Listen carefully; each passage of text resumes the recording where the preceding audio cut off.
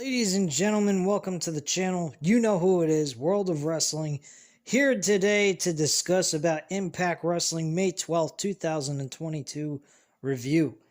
This was actually a very solid, entertaining show. I had a lot of fun watching it. A lot of good matches took place. Some good storyline progressions took place. We have a lot of good matches taking place at Slammiversary. This episode actually contained the main event of the Gauntlet to the Gold match, or for the gold, to crown a number one contender. Basically what happened was the main event consisted of a battle royal like Royal Rumble, only at the end, with the two superstars in the middle of the ring had to compete in a actual legit match where they either won by submission or pinfall.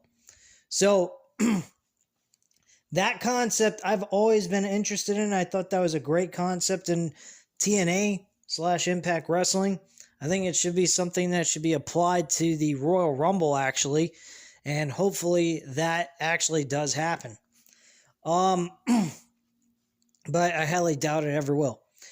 But anyway, let's get into things with this episode. The very first match on the card was actually Chris Bay versus Kenny King.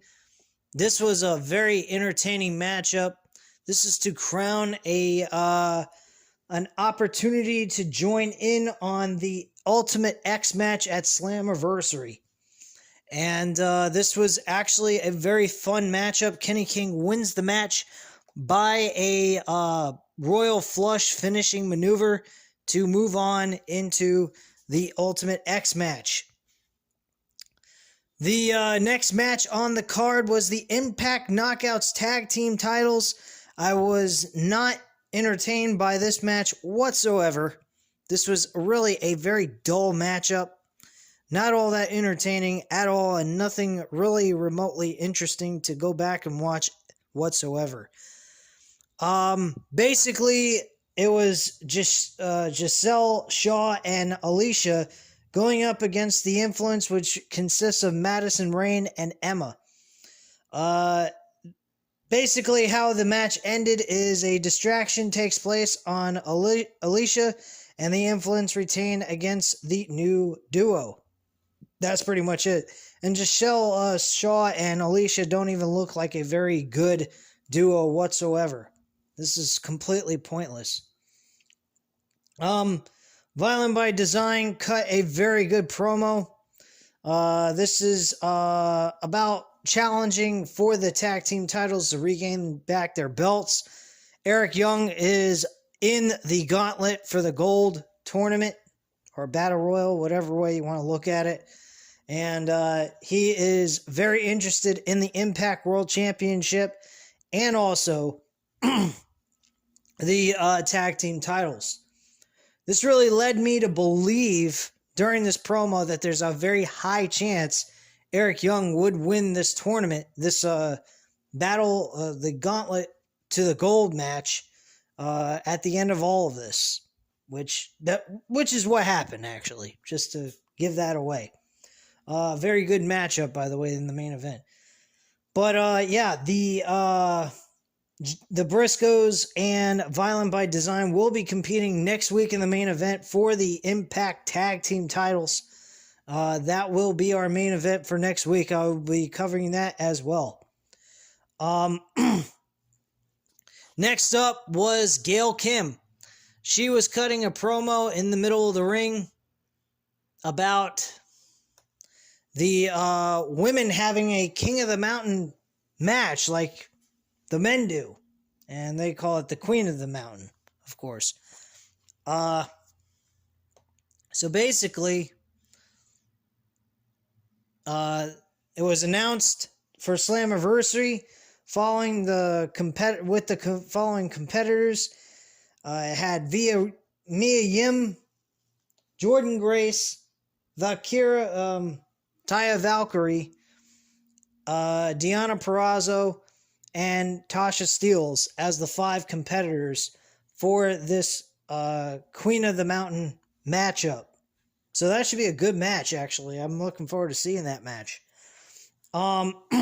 That would be on June 19th, by the way, for Slammiversary. I won't be covering that live. I will go ahead and just do an upload that falls on a Sunday. So I don't want to go ahead and have to do a live session and then head to bed and wake up the next day. I'm going to be exhausted if I do all that shit.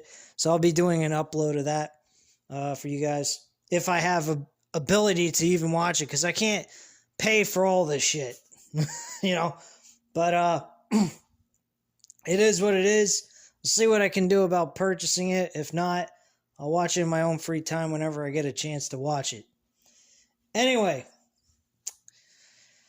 the next thing that took place, oh yeah, Tasha Steel was very mad at Gail Kim.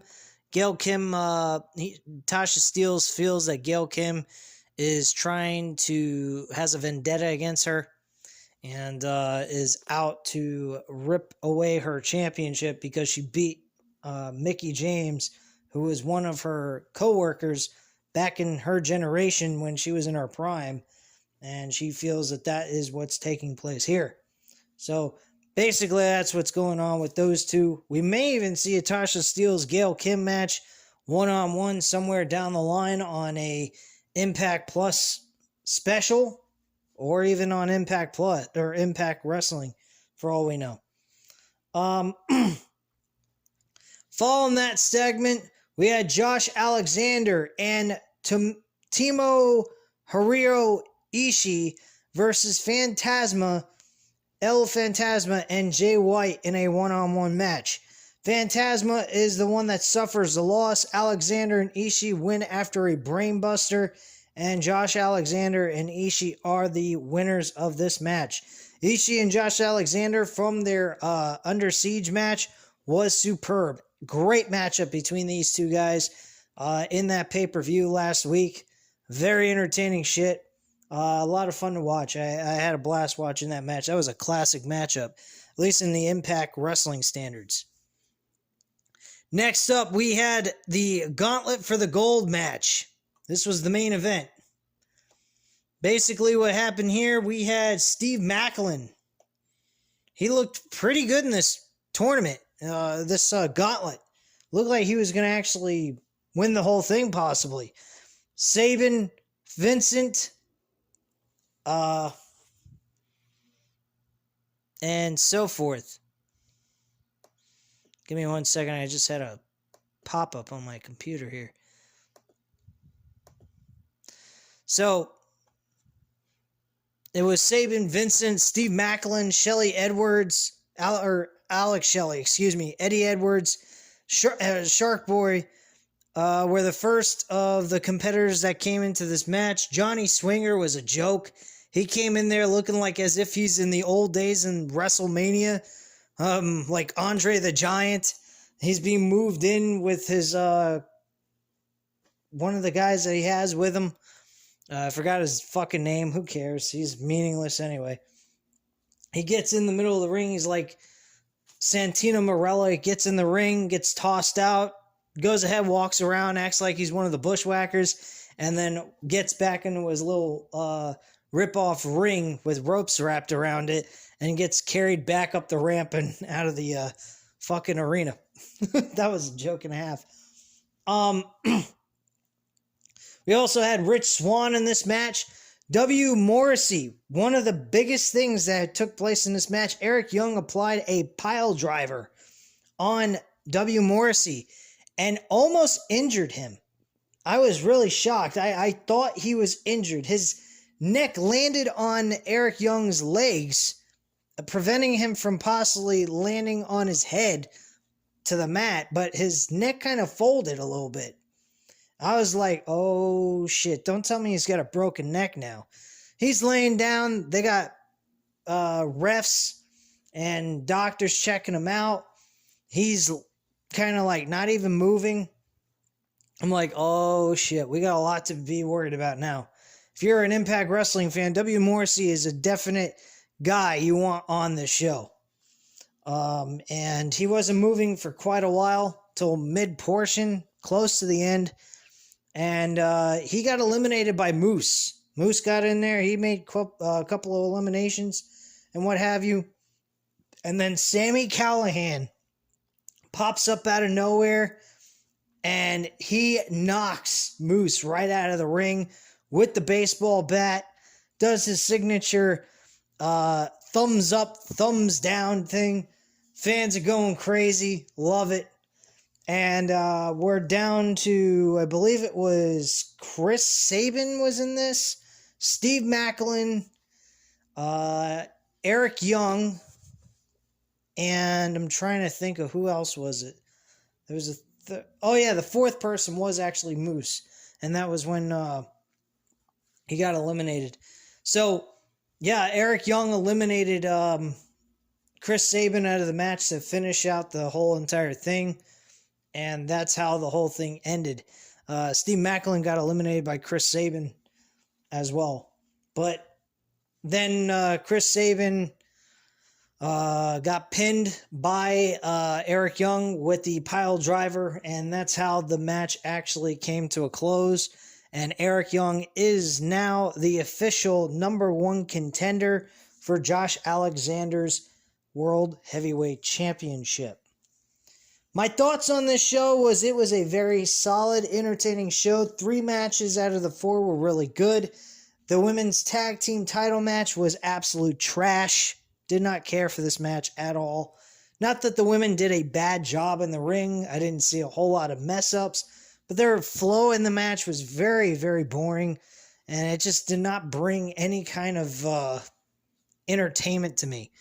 So I just think that they didn't have the right chemistry or something like that. Just nothing was clicking for me as entertainment value. Overall, though, the rest of the show was very entertaining. A lot of fun to watch.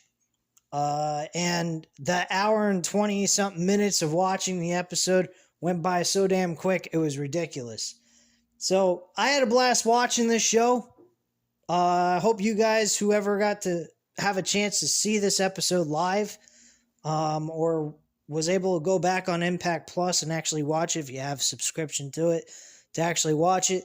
This was a good episode. I had fun watching it. I hope you guys did as well. So at this time, you know what to do. Hit the like button if you like this video. Hit the subscribe button if you're not already subscribed to the channel. And leave a comment down below. I'll definitely get back to you on that. And I thank you guys very much for watching. And I hope you have a great night, guys. Bye.